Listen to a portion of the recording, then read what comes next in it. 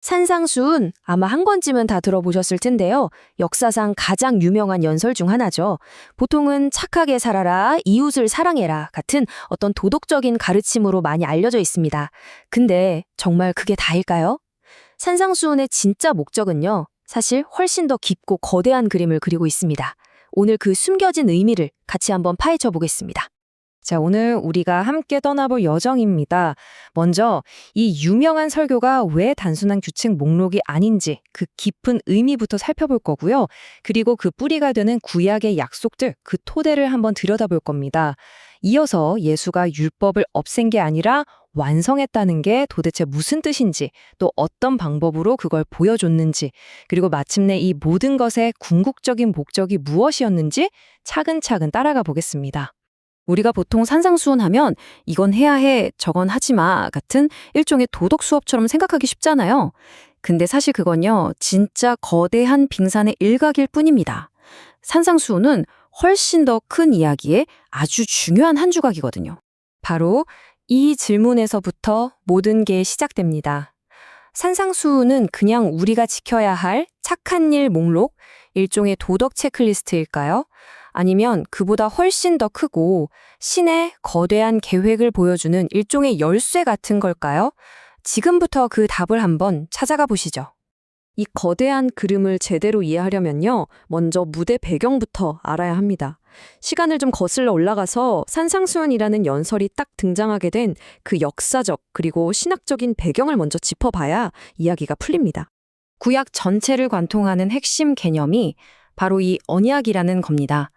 이건 그냥 비즈니스 계약서에 사인하는 그런 차원이 아니에요. 하나님이 자신의 백성과 맺는 절대로 깨트릴 수 없는 아주 신성한 약속이죠.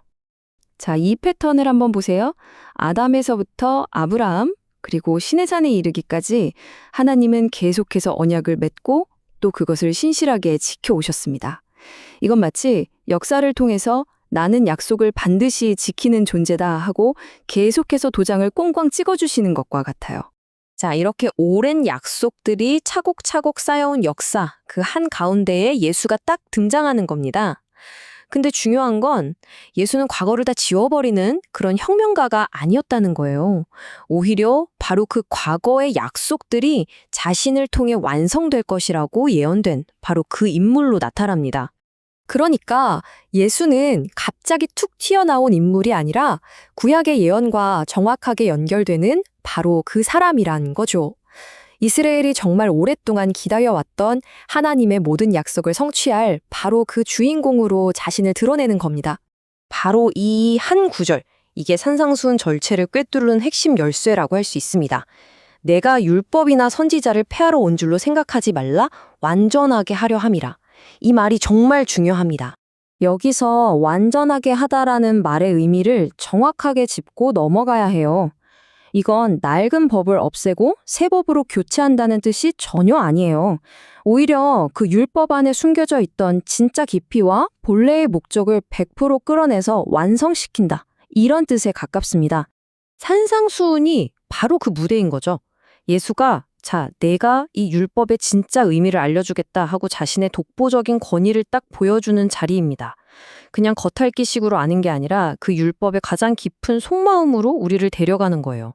이 엄청난 차이를 한번 보세요. 기존의 법은 살인이라는 눈에 보이는 행동 자체를 금지했죠.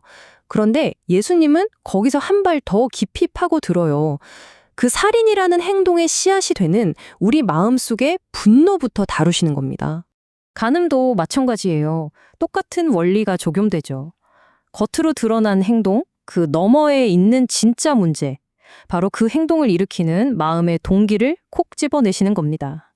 자, 그러니까 핵심 포인트가 뭐냐? 이 가르침들은 완전히 새로운 규칙이 아니라는 겁니다.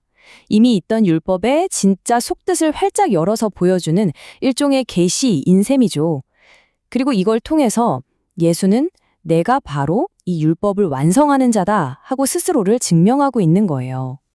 자, 그렇다면 이 모든 놀라운 가르침들이 향하는 최종 목적지, 그 클라이맥스는 과연 뭘까요?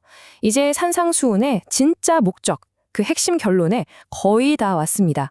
명확하게 말해서 산상수훈은 그냥 좋은 말씀 모음집이 아닙니다.